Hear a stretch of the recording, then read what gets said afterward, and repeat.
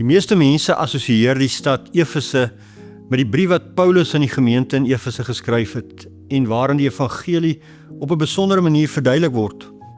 Maar ons moet 'n oomblik neem om die ironie hiervan te waardeer. 'n Stad wat eens op 'n tyd bekend was as 'n stad met die hoogste vlak van kultuur, geleerdheid, welvaart, staan vandag grootliks bekend vir die een ding wat hulle aanvanklik gehaat het, naamlik die evangelie. Handelinge 19 vers 23 tot 41. Die ruïnes van die stad Efese is van besondere belang en trek jaarliks 'n groot aantal toeriste. Dit is een van die best bewaarde antieke stede in Turkye en bied 'n skouspelagtige blik op die ryp geskiedenis en die kultuur van die stad. Dit is duidelik dat Efese 'n sentrum van kultuur, geleerdheid en handel was. Die breë strate, die akwadukte, ander geboue getuig van die stad se rykdom en sy voorspoed. En alhoewel die stad Efese vandag slegs as ruïnes bestaan, is dit 'n plek van groot historiese en argeologiese betekenis. In hierdie episode gaan ons by die stad Efese stil staan. Hoekom was die stad en die mense so belangrik en hoe help dit ons om die Bybel te verstaan?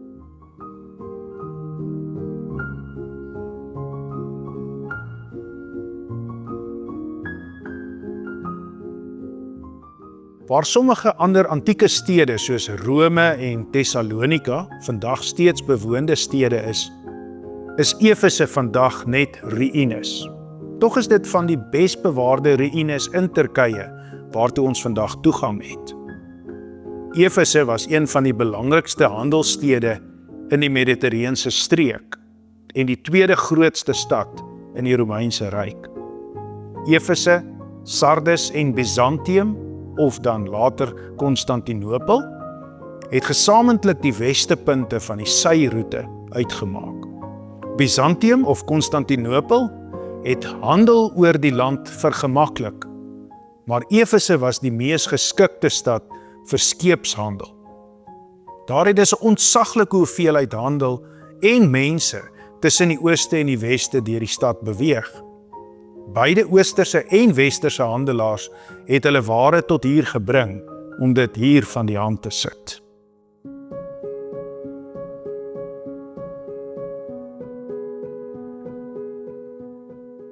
Die geskiedenis van Efese strek ver terug, vermoedelik tot in die 10de eeu voor Christus. Nou as jy 'n idee wil hê, is dit min of meer in die tyd van koning Dawid op die troon in Israel, of die tyd van Salomo wat die tempel van God in Jerusalem gebou het, lang terug.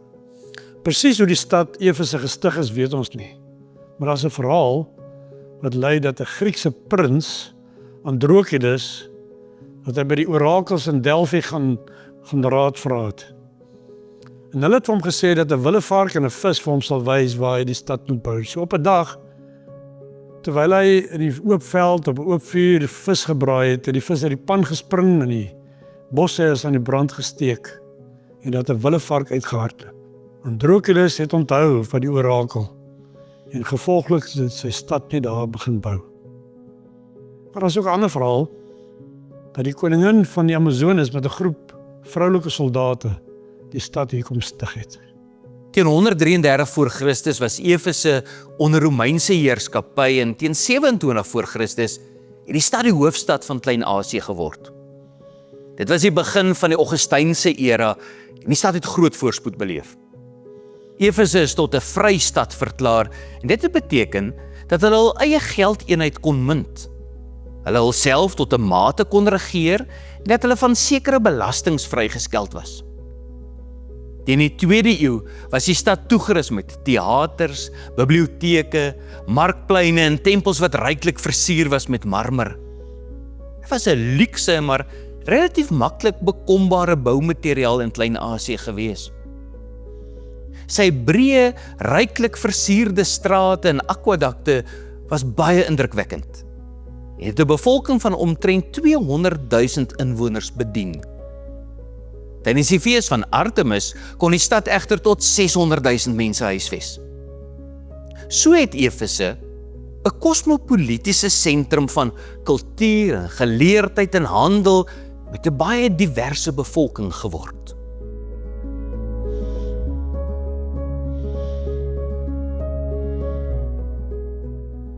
Onder keiser Augustus en sy opvolger Tiberius het die stad vooruit gegaan en ryk geword.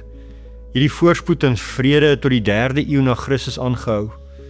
Baie van die ruïnes wat vandag in Efese te sien is deur hulle gebou. Van al die geboue is daar veral 3 wat uitstaan. Die Skouburg Theater, die biblioteek van Celsus en die tempel van Artemis.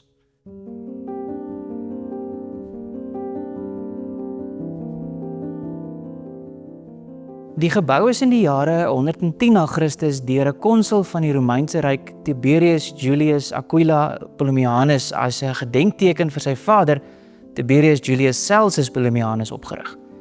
Sy vader was 'n voormalige prokonsul van Asië. Het is interessant dat hierdie monument ter ere van sy vader eers tydens Hadrianus se regering na Aquila se dood voltooi is. So die seun se monument aan sy pa is eers na die seun se dood klaargemaak. Volgens 'n manuskrip was daar eers 'n auditorium op daardie perseel en ons vermoed dat daardie auditorium heel moontlik die lesingssaal van Tyrannus kon wees waar Paulus die evangelie 2 jaar lank daagliks vanaf 10:00 soggens tot 4:00 middag kon verkondig. Die biblioteek van Celsus word beskou as 'n argitektoniese meesterstuk en is 'n skaars voorbeeld van so 'n groot biblioteek uit die Romeinse Ryk. Dit was die 3de grootste biblioteek in die Grieks-Romeinse wêreld met 12.000 manuskripte. Dit beteken dat daar net 2 biblioteke was wat dit oortref het, die een in Alexandrië en die ander in Pergamus. Celsus self is in 'n graf onder die biblioteek begrawe. Die binnekant van die biblioteek is waarskynlik 150 jaar later in 262 na Christus deur 'n vuur verwoes en die voorkant deur 'n aardbewing in die 10de of die 11de eeu. Dit het vir eeue in puin gelê totdat die voorkant weer deur argeoloë in die 1970s opgerig is. Soos wat 'n mens die vooraansig van hierdie biblioteek bekyk, is dit aangrypend om in gedagte te hou dat hierdie biblioteek gedurende dieselfde tyd voltooi is as wat die apostoliese geloofsbelijdenis in sy finale vorm deur die kerk in gebruik geneem is. Waar die biblioteek se kennis egter verlore geraak en die monumente ineengestort het, het die belydenis egter nie sy krag verloor nie. Dit was nog nooit nodig dat die belydenis weer aan mekaar gesit moes word nie. En ons hoef dit beslis nie as 'n fossiel uit 'n lang vergete tyd te bewonder nie. Hierdie belydenis is steeds nog net so dinamies en relevant as toe die eerste gelowiges dit bely het. Dit gee 'n konteks aan Paulus se woorde wat hy hier in hierdie stad geskryf het. Die liefde vergaan nimmer meer, maar profeseë, hulle sal tot niet gaan. Of tale, hulle sal ophou. Of kennis, dit sal tot niet gaan. 1 Korintiërs 13 vers 8.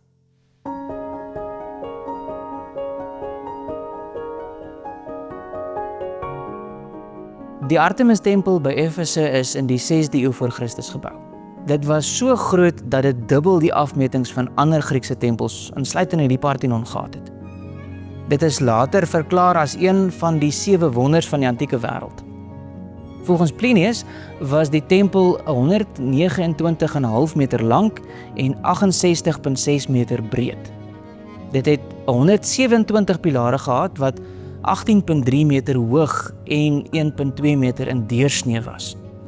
So die pilare is in 'n dubbelry aan al 4 kante geplaas met 8 of 9 pilare aan die kort sye en 20 of 21 pilare aan die lang sye. Die pilare was ook baie ryklik versier met figure uit die Griekse mitologie. Bo op hierdie pilare is daar argitaafblokke geplaas wat deel van die dak sou uitmaak. En elkeen van hierdie blokke het omtrent 24 ton geweg. Die vindingrykheid wat dit moontlik gemaak het om hierdie groot werk te doen, het die Efesiërs laat glo dat Artemis self betrokke was by die bouwerk van haar tempel. Volgens Vitruvius was die standbeeld van Artemis wat binne in die tempel gestaan het van sederhout gemaak. Tog het hulle geglo dat hierdie besonderse beeld van haar uit die hemel geval het. En dit is dan nou juis hoekom sy daar aanbid moes word.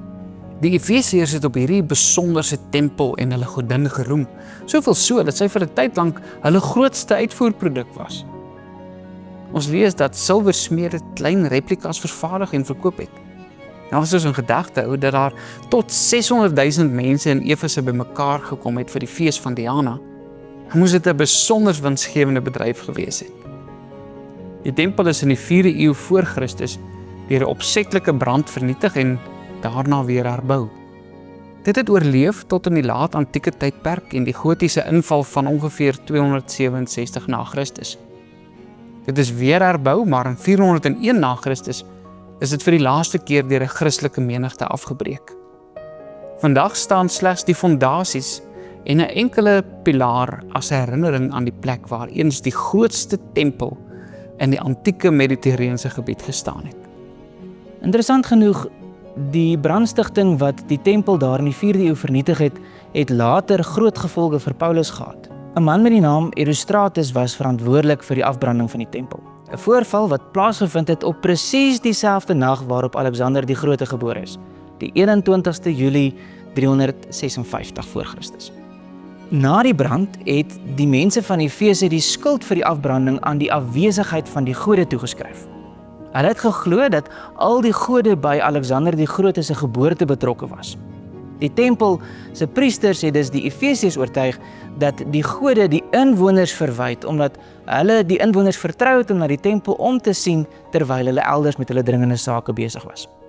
Gevolglik is die brand in die tempel toegeskryf aan die nalatigheid van die Efesiërs. Later het Demetrius en sy silversmede die gedagte gevestig dat as jy voor 'n silwer beeldjie van die tempel buig, dit net so goed is asof jy voor die tempel self is. Toe die verkondiging van die evangelie die beeldjieverkope onder druk geplaas het, was die mense vasberade om nie weer dieselfde nalatige fout as hul voorvaders te maak nie. Hulle wou nie aan dieselfde ding skuldig wees nie.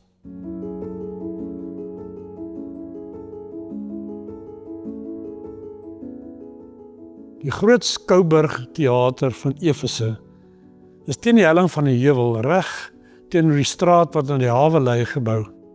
Jy kon dus die enorme teater duidelik sien as jy die stad van die suidekant af met 'n skip benader het. Die Griekse teaters is dikwels so teen die skuinste van die heuwel gebou, sodat hulle maklik die auditorium effek kon kry. Nog so 'n voorbeeld van so 'n teater is die een by die Akropolis in Pergamus, wat in die 3de eeu voor Christus gebou is, omtrent in dieselfde tyd as die in Efese. Tydens die Griekse bewind was die teater in Efese 'n kolossale struktuur met plek vir aansienlike hoeveelheid mense, 'n orkes en 'n eenvoudige enkel verdieping verhoog. Die Romeine het dit egter aansienlik uitgebrei. In 40 na Christus is die teater vergroot om meer as 25,000 mense te kan akkommodeer. Verskeie ander uitbreidings is aangebring, soos 'n 3 verdieping verhoog wat meer as 18 meter hoog was.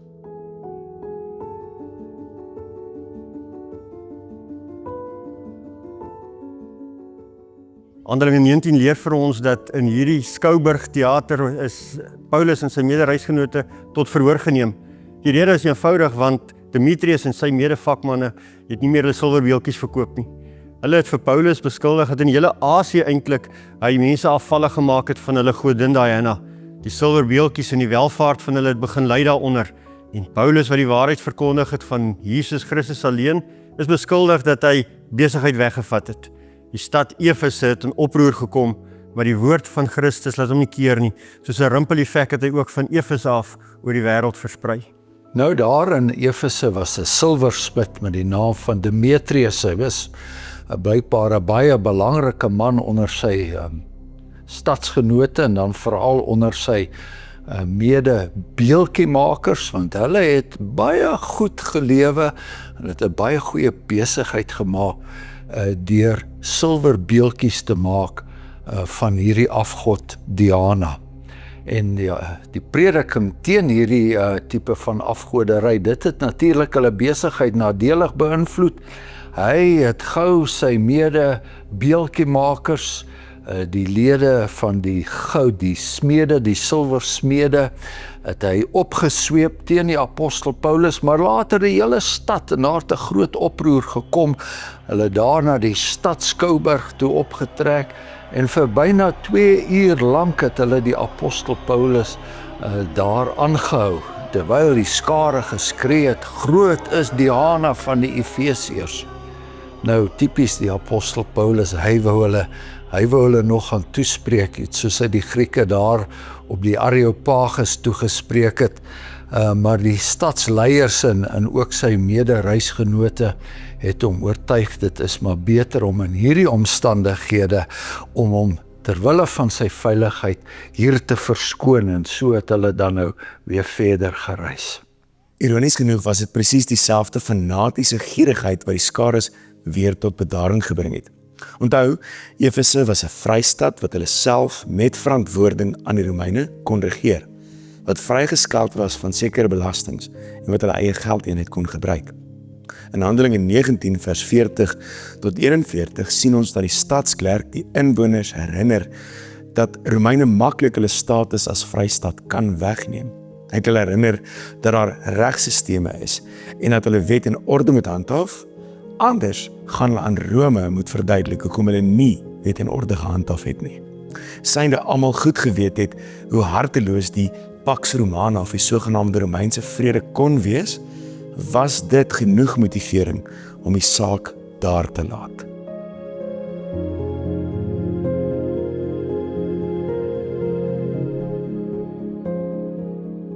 Dit wil blyk asof die Heilige Gees Priscilla en Aquila juis gebruik het om 'n gemeente daar in Efese tot stand te bring. Hulle was ook instrumenteel in Apollos se bekering tot die Christendom. Hoewel hy voor Efese 'n kragtige prediker en apologeet was hy slegs met Johannes die Doper se leer bekend. Priscilla en Aquila het die voorreg gehad om hom van die Here Jesus te leer. So lees ons in Handelinge 18 vers 24. Tydens sy 3de sendingreis het Paulus egter meer as 2 jaar daar gearbei. Efese was in die tyd die sentrum van waar die evangelie in die westelike deel van Klein-Asië verkondig is. Die dat hy byvoorbeeld iewers gedurende hierdie tyd die eerste brief aan die Korintiërs vanuit Efese aan hulle gerig het. Vir 3 maande het Paulus in die sinagoges gepreek, maar die Jode het opstandig geraak. Gevolglik het hy in Tyrannus se skool met mense oor die evangelie begin praat. Dit het vir 2 jaar aangehou. Gedurende die tyd het God Paulus gebruik om wonderwerke te doen. Selfs voorwerpe waaraan Paulus geraak het, vadoeke en voorskote, het siekes genees en bose geeste uitgedryf. Sommige duiwelbesweerders onder die Jode het gedink dat hulle Paulus se voorbeeld kon navolg. En hulle het die duiwels toe volgens Handelinge 9 vers 13 in die naam van Jesus wat Paulus preek besweer. Die Gees antwoord toe dat dit Jesus en Paulus ken, maar nie hulle nie. En dit het hulle oorweldig sodat hulle naak en gewond uit die huis gevlug het. Toe die nuus versprei het die mense die naam van Jesus begin verheerlik. Plaaslike towenaars het tot bekering gekom en hulle het towerboeke verbrand wat meer as 50.000 silwerstukke werd was. So lees ons in Handelinge 19 vers 19.